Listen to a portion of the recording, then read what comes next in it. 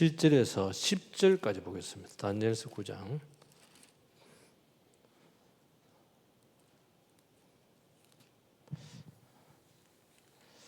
7절에서 10절까지 다니엘서 9장 7절에서 10절까지 됐습니다. 예. 7절부터 보겠습니다.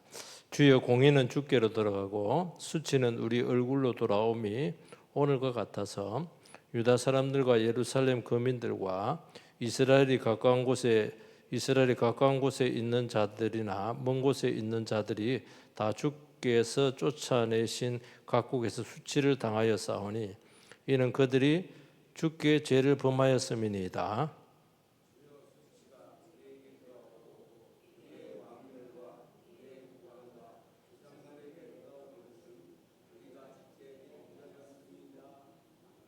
주 우리 하나님께는 긍휼과 용서하심이 있사오니 이는 우리가 주께 패역하였음이오며 우리 하나님 여호와의 목소리를 듣지 아니하며 여호와께서 그의 종 선지자들에게 부탁하여 우리 앞에 세우신 율법을 행하지 아니하였음이니이다.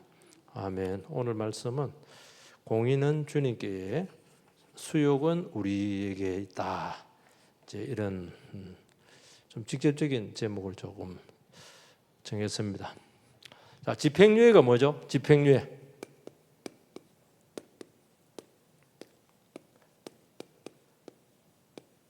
집행유예는 그대로 보면 돼요. 형을 집행을 해야 되는데 보류를 한 겁니다. 죄를 지어서 형을 언도를 했는데 형을 살지는 않고 대신 어느 기간 동안 유예 기간을 또 주어서 교정할 수 있는, 회복할 수 있는 기회를 주는 것이죠. 그 대개 이제 형보다는 한 2배 정도 이렇게 기회를 줍니다. 1년 때렸으면 2년 정도 집행유예를 주어서 만약에 그 집행유예 기간에 동일 범죄를 반복했을 때 합쳐서 가중처벌을 하는 것입니다. 그러니까 집행유예는 어찌 보면은 죄가 없어진 건 아니고 이 기회를 통해서 죄 문제를 잘 다스려내면은 전화위복의 기회를 준 것입니다. 그런데 이런 가운데 이 은혜를 무시하고 다시 반복적인 죄를 지게 됐을 때 덤태기를 다 뒤집어 쓰는 겁니다.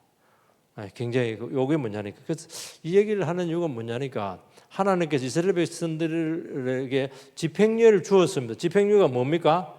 그들을 바벨론 포로에서 70년 포로 생활,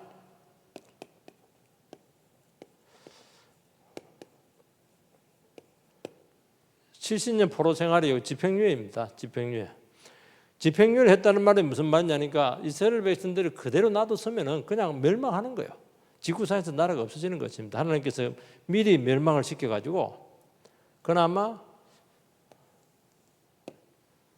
이스라엘 백성들을 바벨론에 포로되어 가게 해서 거기서 포로 생활을 하게 합니다. 이게 쉽게 말해서 수용 기간이야. 감옥은 아니지만 뭐 감옥 같은지 그런 기간인데 이 기간을 잘 쓰면은 하나님께서는 과거의 지은 죄를 묻지 아니하고 다시 그들을 아름답게 회복을 시켜 주시겠다. 이게 포로 생활에 주신 하나님의 뜻이었습니다. 그 근거가 뭐냐? 근거가 언약이죠. 언약. 하나님께 약속을 했잖아요, 그죠? 약속, 언약이죠. 네가 하나님의 말씀에 순종하고 우상 숭배하지 않으면 하나님께서 너를 영원히 지켜주게 될 것이고 죄를 짓고 우상 숭배하면은 저주에 빠지게 될 것이다. 그래서 결국에는 이스라엘 백성들이 말씀에 불순종하는 바람에 저주에 빠지게 되는데 저주로 보내지 아니하시고 하나님께 미리 망하게 했습니다. 망하게 해서 한 번 더 기회를 준 거예요. 가만히 냅두면 저주받아서 죽어야 되는, 지옥 가야 되는데 그렇게 하지 아니하시고 한 번 더 회복의 기회를 주었다. 이게 뭐냐니까 이게 집행유예인데 이스라엘 백성들은 그 집행유예 기간을 억울하게 생각한 겁니다. 이 문제를 지금 다뤄낸다는 것을 그리고 이제 중요한 거는 뭐냐니까 지금 다니엘이 이제 참회 기도를 하는 것이 70년이 다 돼간 67년이니까 3년 남았잖아요. 67년째 되니까 이제 집행유예가 다 끝나가는 거예요. 끝나가는데 보니까 이스라엘 백성들이 전혀 죄에 대해서 회복이 되었다고 보장할 수 있는 게 없는 거예요. 여기서 큰 위기를 느끼는 것입니다. 그래서 다시 한 번 더 다니엘이 민족의 죄를 두고 또 자기 자신, 우리는 할 때는 뭐 다니엘은 빠지고 그렇게 하는 게 아닙니다. 주의 종들도 그 백성이 속에 포함됐으면 연대 책임을 지는 겁니다. 내가 아무리 잘못한 거 없어도 성도님들이 잘못했으면 나도 연대 책임을 지는 거예요. 그건 어쩔 수가 없는 겁니다. 그러면서 어떻게 하냐니까 깨어서 다시 회개를 하는 겁니다. 그래서 다니엘서 9장은 철저한 회개 기도입니다. 회개합니다. 회개하는데 우리 지난번에 주 회개가 뭐냐니까 말씀에 불순종했다. 두 번째,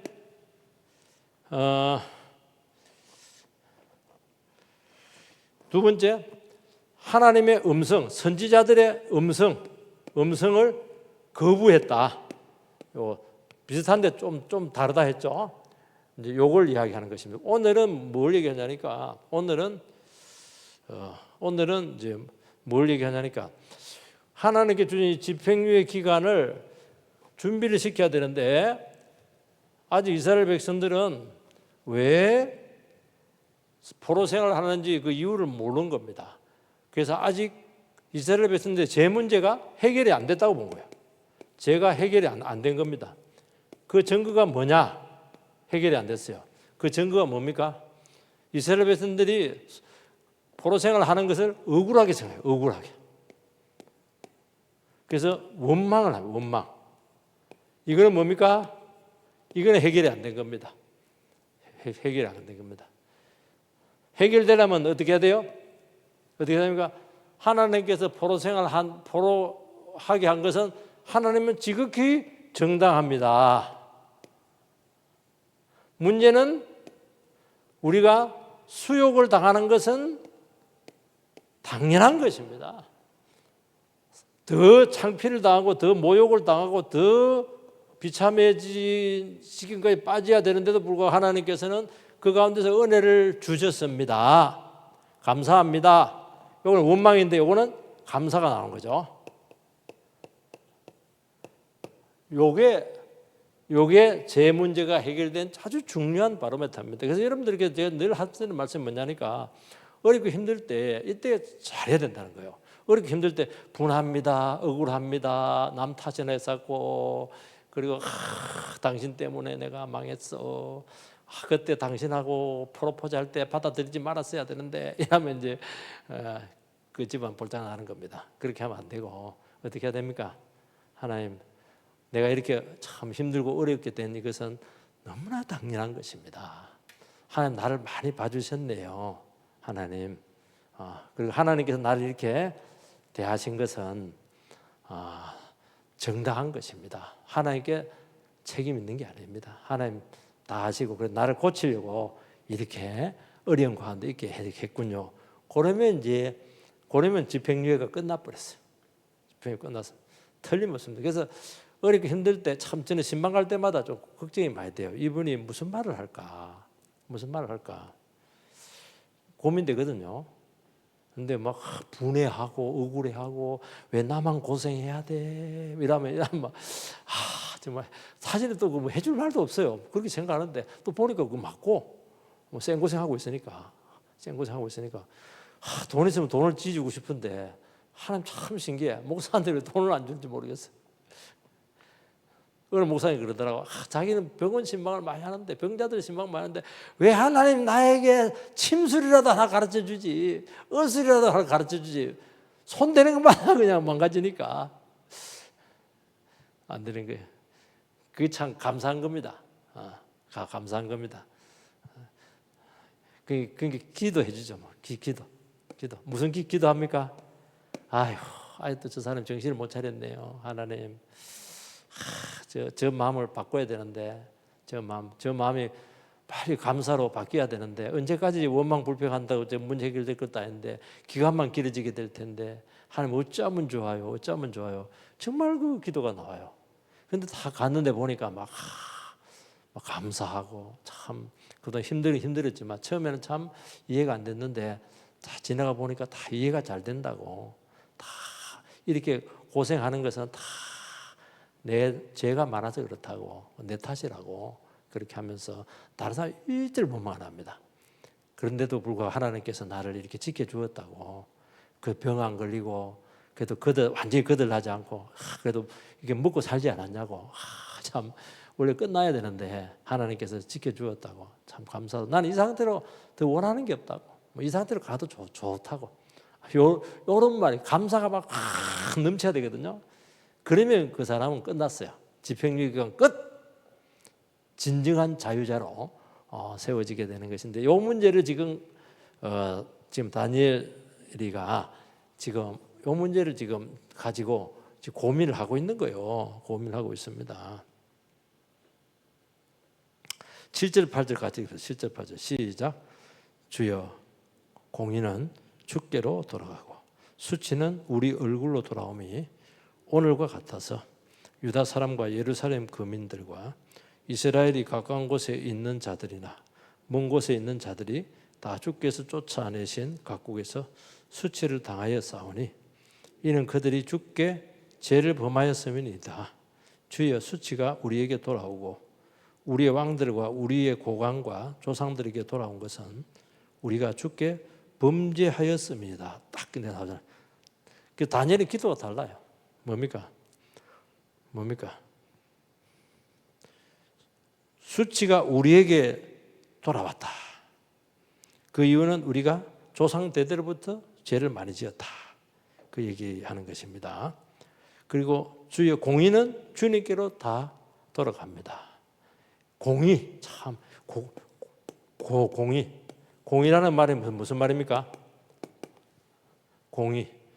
비슷하게 정의죠. 정의. 정의보다 더 강력한 말이 공의입니다. 공의. 이리 봐도 옳고 저리 봐도 옳고.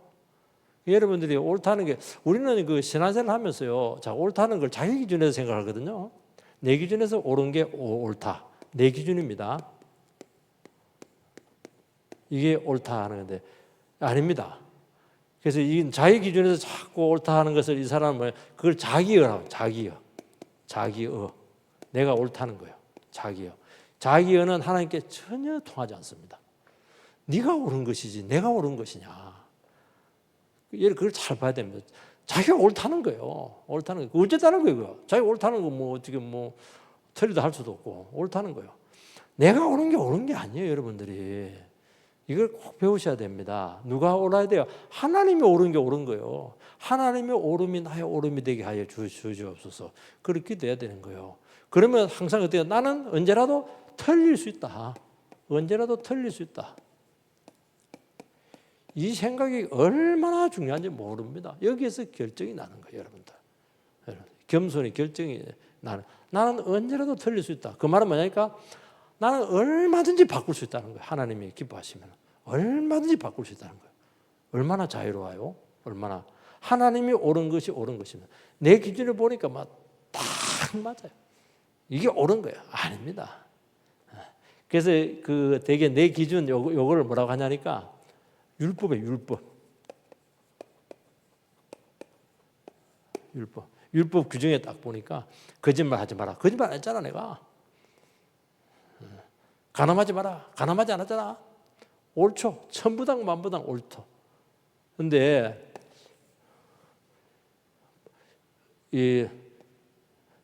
그 공의는 뭐냐? 이 복음입니다. 복음이 뭡니까? 복음이 뭐예요? 내가 옳은 게 옳은 게 아니에요. 하나님이 옳은 게 옳은 거. 하나님 옳은 게 뭡니까? 하나님 옳은 건 망한 영혼, 이것을 죽이는 게 아니고 살리는 거예요. 이것이 옳은 겁니다. 착각하면 안 됩니다. 이거는 자기 정의로 갑니다. 내가 옳기 때문에 다른 사람을 틀리다 해서 정죄를 합니다. 그래서 율법으로는 사람을 정죄를 합니다. 너는 틀려 먹었어. 내가 잘못했어. 이렇게 그걸 어쨌다는 거예요. 사람 두 번 죽이는 거거든요. 그래서 정죄를 갖고는 사람을 못 살리는 겁니다. 복음은 뭐냐? 틀렸어. 틀리고 잘못돼서 죄인이야. 그렇지만은 나는 너를 사랑하기 때문에 나는 너를 살리겠다. 살리기 위해서 어떻게 져주기도 하고 넘어가주기도 하고 품어주기도 하고 그렇게 하는 거예요. 그게 정의야. 하나님 정의야. 그렇게 하는 과정에서 뭐 우리도 부족함에 의해서 잘못할 수도 있어요. 뭐 그때 거짓말 하기도 하고. 여러분 예를 한번 들어보십시다. 그 정탐꾼이 여리고성에 들어왔어요. 그래서 기생 라합이 정탐꾼을 숨겨주었습니다. 여리고성에 있는 경찰이 와가지고 네 집에 있는 정탐꾼 내놔라 이렇게 하니까 정직한 건 뭡니까?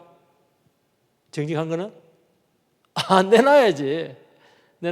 여기 있어 이러니까 언제 벌써 앞으로 가버렸습니다. 거짓말입니까?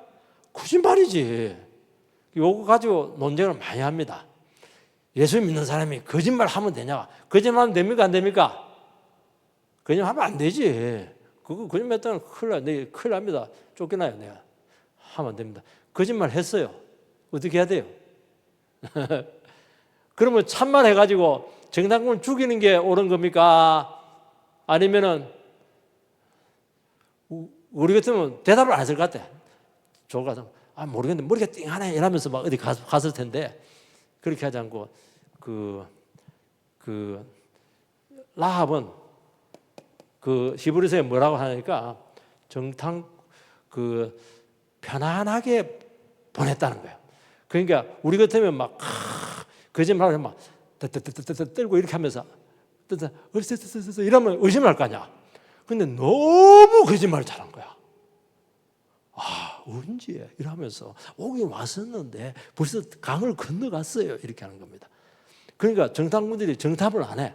너무 거짓말을 잘해가지고 잘한 겁니까? 못한 겁니까? 저는 대답을 안 합니다. 저도 책임을 지고 싶은 마음이 1도 없기 때문에 성경에서는 이것을 뭐라고 하냐니까 믿음이다 이렇게 하는 거죠. 믿음이다. 왜? 두 정탐꾼 살리기 위해서 한 겁니다. 믿음으로 한 거예요. 믿음으로 한 겁니다. 그리고 거짓말도 믿음이냐? 그래서 여러분 믿음이 참 신기한 겁니다. 믿음이 왜 신기하냐니까 믿음이라고 하는 것은 도덕이라든지 인간의 의라든지 이 모든 이런 전통, 관례 이런 것들을 전부 다 능가합니다. 참 믿음은 위대한 거예요. 믿음 위대한 겁니다. 기브온 족속이 자기들에게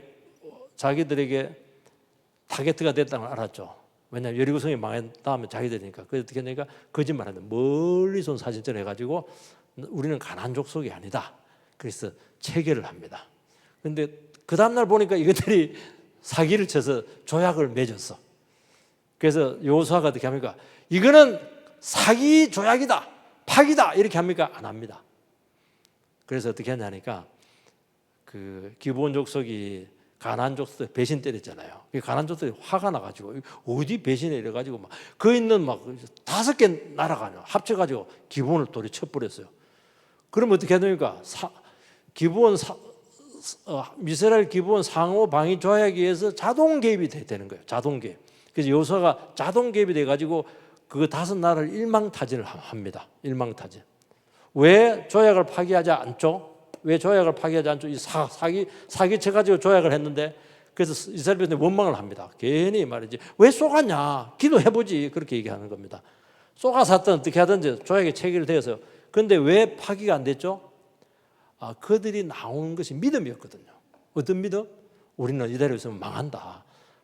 앉아있지 말자. 어떻게든 살자고 하다 보니까 그냥 뭐 곰팡이 핀 뭐 갖고 신발도 헤어진 거 이래가지고 막 우리 어릴 때 신발 생고무 그 신발 너무 안 떨어져요. 그래서 막 신발 떨어져야 돼 안 떨어지는 건데 우리 낮에 하는 게 뭡니까? 산에 넣어가지고 그냥 그 뭡니까 그 재매바닥 위에 팍팍 긁습니다. 너무 안 떨어져 옛날에 생고무 그거. 지겨워가지고 3년 4년이 지나니까 정말 뭐하다 했는데 그 마음이 살고 싶은 거 아니야. 살고 싶은 거야. 살아야 될 거 아니야. 그러니까 살잖아. 살잖아. 그래서 나중에 그 사람들 어떻게 성전에서 그 나무 패고 물 깃는 그 일 하잖아요. 종은 종인데 제일 존귀한 종으로 세우는 겁니다. 그렇게 하는 거예요. 여러분 이게 뭐냐? 이게 참 믿음이 위대한 겁니다. 믿음. 그래서 내가 옳으니 그 소리 하지 마세요. 영혼을 살리냐는 거예요. 영혼을. 내가 옳음으로써 영혼을 죽였으면 그거는 악한 거죠. 그렇게 하는 거예요. 그래서 어떻게 하냐니까 뭐하다 이거 의에 대해서 얘기하다가 여기까지 나갔는데요. 여러분들이 그걸 좀 그래서 그 복음의 의가 율법의 의를 이긴다는 것이 그 말이 맞는 것입니다. 하나님께서는 어떻게 하냐면 우리가 정죄되고 지옥 갈 인간들을 위해서 아들을 바침으로써 하나님께서 직접 그 형벌을 다 받으시고 망한 영혼들을 살려냈잖아요. 이게 복음이라는 거예요. 그래서 살려야 돼요. 그걸 세워야 돼요. 나를 죽여서 나를 부인해서 영혼을 살려야 돼. 내가 살려가면 죽어요. 오늘날 교회 문제는 내가 살려가기 때문에 안 돼. 내가 죽어야 교회가 살거든요. 옛날에도 공자가 죽어야 한국이 산다 이래서 하던데 공자 이게 뭐냐니까 이게 도덕이야. 도덕. 이 도덕이야. 도덕 갖고 안 돼요. 죽어야 돼 이거.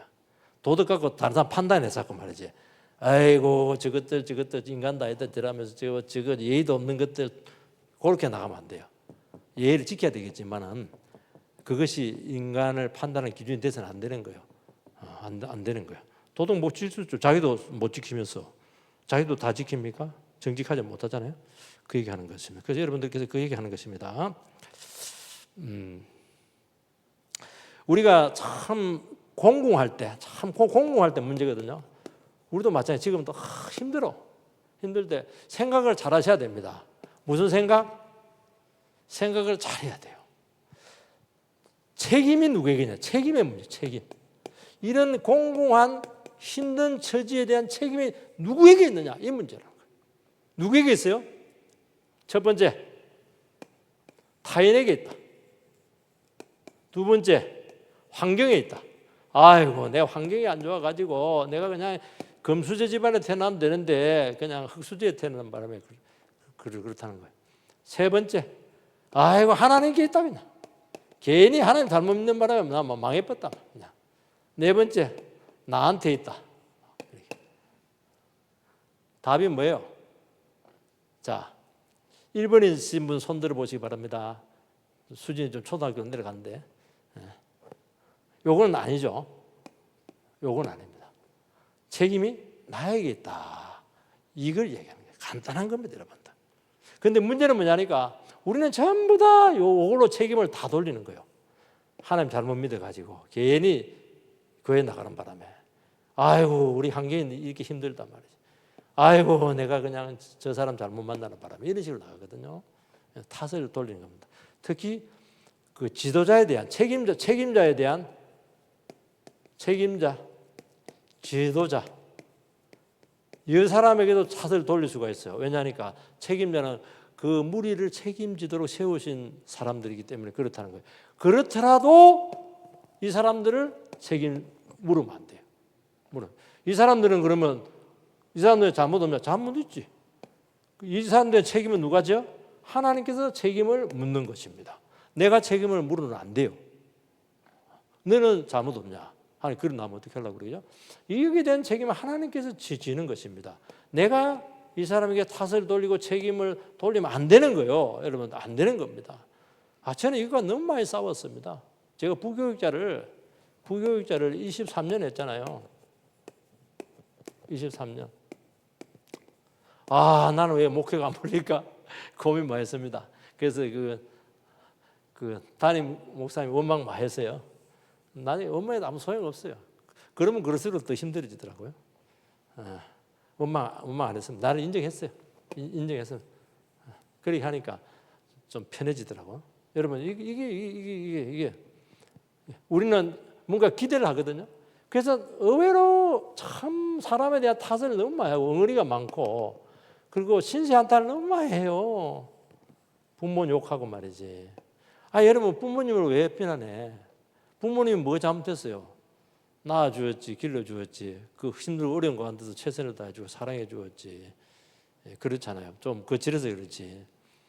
우리 부모님 세대 그 가난한데 7남매 8남매 남기라고 어떻게 키워 그거 살아있는 것에도 감사하지.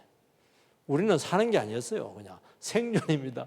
방목이에요. 방목. 그래서 죽으려면 죽고 살려면 살고 알아서 살아나면 돼. 그러니까 또 강해졌잖아. 굉장히 강해졌잖아. 다 하나님 앞에 우리가 정직하게 반응하면 다 산다니까. 조건이 안 좋으면, 환경이 안 좋으면 어떻게 돼? 내가 책임이다 이렇게 하면 환경이 안 좋으면 어떻게 돼? 하나님께서 환경을 극복할 수 있는 힘을 줘요. 타인을 원망하지 않고 내 책임이다 이렇게 돌리게 되면 어떻게 돼? 사람에 대해서 자유합니다. 여러분요, 여러분 인생을 갉아먹는 가장 주범이 뭐냐니까 사람이에요. 왜 원망을 하느냐? 기대를 했기 때문에 원망을 하는 거예요. 또 기대할 만한 위치에 있고. 기대를 안 하면 원망할 이유가 없죠. 그러면 그러면 어떻게 하냐니까 기대를 하잖아요. 스스로 노예가 되는 거예요. 해주나 안 해주나 이렇게 하는 겁니다. 안 해주면 자기가 사실은 잘해준 것도 없으면서 왜 남의 걸 바라보고 그렇게 그것도 안 되는 거예요. 그러면 어떻게 하면 내 인생은 저 사람에게 달려 있는 것이 아니고 내 인생은 하나님께 달려 있다. 그럼 하나님을 의지하는 거예요. 그럼 사람에 대해서 자유하는 것입니다. 우리는 의외로 스스로에 대해서 종로로 많이 하거든요. 왜 종로로 돼요? 안 되죠. 의외로 많이 사람에 엄청나게 매여 있습니다. 이거 자유하세요. 자유. 얼마나 좋은데. 그걸 하나님께서 어떻게 합니까? 하나님께 우리를 지켜줄 뿐만 아니고. 그리고요, 우리는 언제까지 남 탓하고 언제까지 그냥 다른 사람한테 생기는 게 없나? 언제까지 그렇게 하고 있겠어요? 하나님께서 은혜 받아가지고 다른 사람을 도와줘야지 섬기고 이렇게 역전을 하는 인생이 돼야 되잖아요. 근데 늘 이렇게 연년 하니까 이게 신앙에 전혀 안 자라는 거예요. 어린애같이. 그렇게 안 되는 겁니다. 하나님 왜 탓을 해요? 하나님. 하나님 잘못한 게 뭐가 있어요? 구원 주고 다 줬는데 하나님 한 게 뭐가 있어요? 하나님 한 거는 있어. 책망을 좀 해요. 책망. 무슨 책망? 죄 짓지 말라고. 책망을 좀 합니다. 그리 살지 말라고. 우상 숭배하지 말라고. 근데 사는 게 이것도 하지 말고 저것도 하지 말고 다 하지 마라 이러니까 하나님 내가 할 수 있는 게 뭐가 있습니까? 할 수 있는 게 하나도 없지. 그럼 어떻게 살아요? 내 의지해라는 거야. 내 의지하라는 거야. 내와 함께 살자는 거 아니겠어요? 근데 우리는 문제는 뭐냐니까 내 마음대로 살고 싶거든. 내 마음대로 놀고 싶고 내 마음대로 그냥 하고 싶고 마음껏 죄짓고 싶거든. 그거는 안 되는 거거든요. 가만히 듣고 보면은 맞아요. 맞아. 내 속에 이 죄가 이게 죄와 교만이 막 들끓고 있습니다. 그러니까 이걸 못하게 하니까 막 미치는 거예요. 막 하는 왜 어려움 생겼습니까? 죄지어서 그런 거잖아. 교만해서 그런 거 아니겠어요? 그걸 인정을 하면 되는데 인정을 하지 않으니까 막 책망하는 하나님 원망 불평하고 말이야. 이렇게 막 그것도 얘기했어요. 너 그 죄지으면 망한다. 이렇게 망해버리잖아. 하나님 때문에 망했다고. 하나님 때문에 망한 거예요, 여러분들? 우리 솔직해집시다. 하나님 때문에 망한 게 아니잖아요. 자가 죄를 지어서 망했지. 자기가 실수하고 죄를 지어서 망했지. 그게 참 여러분들 생각에 따라서 이게요. 하늘과 땅 차이입니다. 그게 요 문제예요. 책임이 나의 어려움에 대한 책임이 누구 때문이냐 하는 문제라는 거예요. 100% 나 때문입니다. 여기 고백이 그리 어려운 거예요, 이게. 아멘입니까? 아멘입니까? 아멘 안 하신 분들은 속으로 하는 걸로 내가 믿겠습니다. 바로 이 문제예요. 이 문제. 그러니까 다니엘이 봤을 때 죄가 너무 깊은 거예요. 조상 대대로 지은 죄들 아니겠어요, 그죠? 그걸 이야기하는 것입니다. 그 여러분들께서요,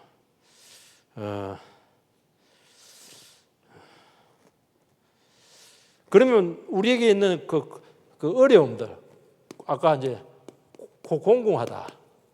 그럼 이걸 어떻게 해석을 해야 되냐는 거예요. 그런데 현실은 어렵거든요. 현실은 어려워요. 뭐 아무리 뭐 우리가 해석을 잘 해냈더라도 이건 뭘 이야기하는 것입니까? 이거는 뭘 얘기하는 것입니까? 이것은 회개의 기회로 주었다는 겁니다. 회개의 기회를 주었다는 겁니다. 이 말은 뭐냐니까 하나님께서 어려움을 통해서 은혜 받을 수 있는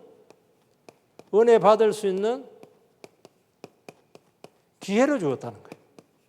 똑같은 겁니다. 회개의 기회, 은혜 받을 수 있는 이 기회, 이걸로 주었다는 겁니다, 여러분들. 그러니까 어떻게 합니까? 기회죠. 감사하죠, 감사. 나중에 그 어려움을 통해서 어떻게 하냐면 감사를 합니다. 내가 어려움을 통하지 않았으면 내 모습을 보지 못했을 것이다. 내 인생이 해석이 되지 않았을 것이다. 이런 얘기를 하는 거예요. 이런 얘기를 하는 겁니다. 감사하죠. 영원히 이걸 못 깨달고 죽은 사람이 많은데 나는 그래도 이런 것들을 깨달았잖아요. 이런 것들이 참 중요하다는 거예요, 여러분. 삶에 있어서 기회를 받은 거잖아요. 그때 나오는 고백이 뭐냐? 하나님은 의로우시다. 요게 나와요. 의로우시다. 나는 불의하다. 참 위대한 말입니다. 위대한 말. 하나님을 불의하게 생각하는 사람들은 대책이 없어요. 하나님 불의한 게 뭐가 있어요? 하나님 너무 넘치게 의롭죠. 의롭게만 해요? 사랑이 펄펄 넘치잖아요. 사랑이. 의롭게만 하면 너무 무서울 텐데 하나님의 사랑이 너무 넘쳐. 여러분 하나님 의롭다고 하는 것은 뭐냐니까 하나님의 은혜가 그 사람에게 폭포수처럼 지금 흘러가고 있다는 걸 얘기하는 거예요. 내가 틀렸고 하나님이 옳습니다. 그 말 한다는 말 자체가 벌써 이 사람이 사람이 된 거고요. 벌써 하나님의 은혜를 어마어마하게 체험하고 있는 거예요. 이게 힘이라는 거예요. 이게 회개의 힘입니다. 그 얘기하는 것입니다.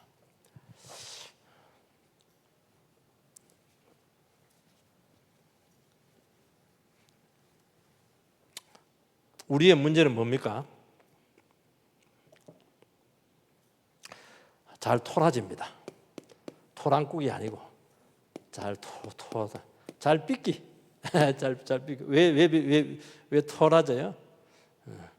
하는 일마다 일이 꼬이거든. 꼬인다. 새끼 꼬는 것다 이거. 사사건건 막힌다. 이럴 때가 참 많아요. 그죠? 하나님은 나무 편이다. 내 편 아니다. 늘 얘기했잖아요. 여러분 옆에 있는 남편은 누구 편입니까? 남편은 내 편이죠. 우리 성도님들은 이렇게 하시기 바랍니다. 원래는 이제 나무 편, 왜 나무 편을 했을까? 남편을 했을까? 한데 하나님은 내 편도 아니고 사사건건 내 앞길을 막고 일이 안 되도록 꼬이게 만드시고 기분이 안 좋아.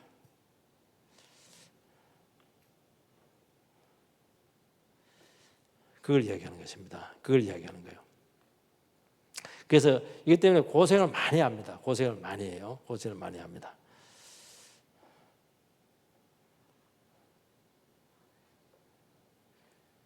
그걸 이야기하죠. 그런데 참 신기한 게 뭐냐니까요. 신기한 게 이 고생을 그러면 이제 이렇게 되면 이제 아직 그 고생이 안 끝나거든요. 그럼 고생이 이제 지속이 되거든요. 고생이 이제 지속이 됩니다. 고생의 지속을 하면서 어떻게 되냐니까 그러면서 하나씩 이게 이해가 돼. 이게 참 중요합니다, 여러분들. 그래서 고생에 또 실수도 하기다 이러면서 어떻게 하니까 이해가 돼. 내가 철석같이 옳았는데 계속 어려움을 겪다 보니까 어떻게 하다 보니까 저 눈에 들어오는 게 있어요. 하나님 말씀도 듣기도 하고 이렇게 하면서 이해가 돼요. 뭐가 이해되면 하나님도 이해가 되고 내 상황도 이해가 되고 상대방도 이해가 돼. 이해가 돼. 특히 우리는 관계 문제이기 때문에 사람과의 관계 문제거든요. 관계 문제인데 이 관계를 풀지 못하는 이유가 뭐냐니까 상대방이 이해가 안 돼서 그래요. 이해가 돼야 되거든요. 이해가 돼야 돼요. 이해가 돼야 돼요. 이해가. 이게 참 중요한 겁니다. 왜 저 사람이 저렇게 할까? 이해가 돼야 되거든요. 그러면서 어떻게 하니까 고생이 계속 지속이 되면서 꼬이고 막히고 내 편이 아니고 믿을 인간 하나도 없고 이렇게 되는데 어떻게 하니까 이해가 돼. 이해가 돼. 하나씩 이해가 돼. 분명치는 않아. 근데 저럴 수도 있겠구나. 아, 저 사람이 저럴 수도 있겠구나. 그 이해가 돼. 그걸 이야기하는 것입니다. 참 그거 너무 신기하죠, 그죠? 하나님께서 나를 이렇게 고생시키는 것을 고생을 많이 시켰잖아요. 고생 이렇게 많이 시켰는데 억울합니다 하는 게 아니고 나중에 보니까 내가 이렇게 생고생하는 것이 이해가 돼. 또 내가 이해가 돼. 내가 이해가 돼. 왜? 요 방법 아니고는 내가 절대로 안 바뀌거든. 보니까 내가 막 너무 괜찮은 줄 알았더니 너무 센 고무야. 정말 대책이 없는 인간입니다. 하나님께서 나를 이렇게 대하시는 걸 보면서 내 자신의 모습을 바라보면서 내가 이해가 돼. 내가 이해가 돼. 상대방이 이해가 되고 내가 이해가 되고 이렇게 하시는 하나님이 이해가 되는 거예요. 그러면서 이해가 되는 거야. 이해가. 그래서 마음이 싹 풀리는 거예요. 그래서 여러분들께서요. 그래서 원망하지 말아요. 원망하고 있다고 하는 것은 이유 불문. 지금 이해를 못 하고 있는 거예요. 해석을 못 하고 있는 거예요. 해석을 해야 돼. 해석을 뭘로 하는 겁니까? 명심보감으로 해석합니까? 아닙니다. 해석은 철저히 말씀으로 하는 거예요. 그러니까 여러분들이 원망하고 힘들고 어려울 때마다 뭐냐? 설교를 자꾸 들어야 돼요. 한두 번 들어서 안 돼. 우리가 얼마나 골수분자인데 한두 번 들어도 되겠어요? 골백 번 더 들어야 됩니다. 그러면 조금 이해가 돼. 그럴 수도 있겠구나. 그 생각이 들어. 그런 게 아니고 그럴 수도 있겠구나. 그 생각을 하는 거예요. 그 작은 생각이 그게 은혜의 그 시작이에요. 그것도 시작되는 거예요. 그럴 수도 있겠구나. 얘기하는 거예요. 나만 억울한데 그게 아니고 억울한 게 아니었구나. 이렇게 하면서 이 하나님의 말씀을 갖고 계속 들으면서 왜냐하면 자기가 원망하는 마음을 가지고 하나님의 말씀을 자기가 읽고 되면 해석이 안 되거든. 까막눈이야. 말씀이 안 들어와. 그래서 예배가 그리 중요한 겁니다. 예배는 앉아 있으면 되잖아. 가만히 앉아 있으면 목사 지가 그냥 해석을 해서 다 그 얘기를 해요. 또 목사도 기도 많이 합니다. 하나님 사람들의 마음을 열어서 깨우치게 해달라고 기도합니다. 그럼 성령께서 가서 싹 이야기를 해줘요. 참 신기합니다, 여러분들. 기적이죠. 이게 기적이에요. 그거 이야기하는 거죠, 여러분들께서. 그죠? 그러면서 어떻게 한다니까? 뭐라고 고백하니까? 내가 주께만 범죄하였나이다. 주께만 범죄했겠어요. 온갖 죄 많이 졌죠. 요 얘기합니다. 내가 주께만 범죄, 정말 하나님 앞에 못된 짓만 했다고 그렇게 미워하고. 왜냐하면 하나님께만 범죄했다 이 고백만 나오면 나머지는 문제가 하나도 없어요. 왜냐하면 이분 앞에 그 전에 하나님에 대한 태도 문제 이런 것들이 전부 다 문제가 되었다. 그 얘기하는 것입니다. 그렇게 하면서 그러면서 어떻게 하니까 하나님께서 나의 이런 교만과 이런 불의에 대해서 얼마나 진절을 내고 얼마나 혐오하고 얼마나 싫어하는가 이런 것들에 대해서 느낌이 와.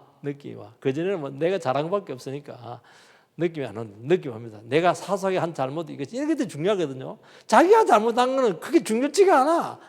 하나님이 잘못하고 다른 사람이 잘못한 건 굉장히 커.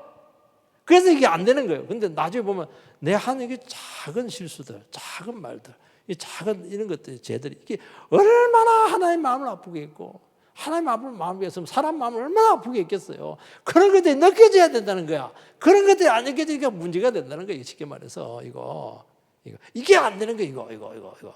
그거 하려면 70년 그냥 포로 생활 해야 돼요. 시집살 해야 돼.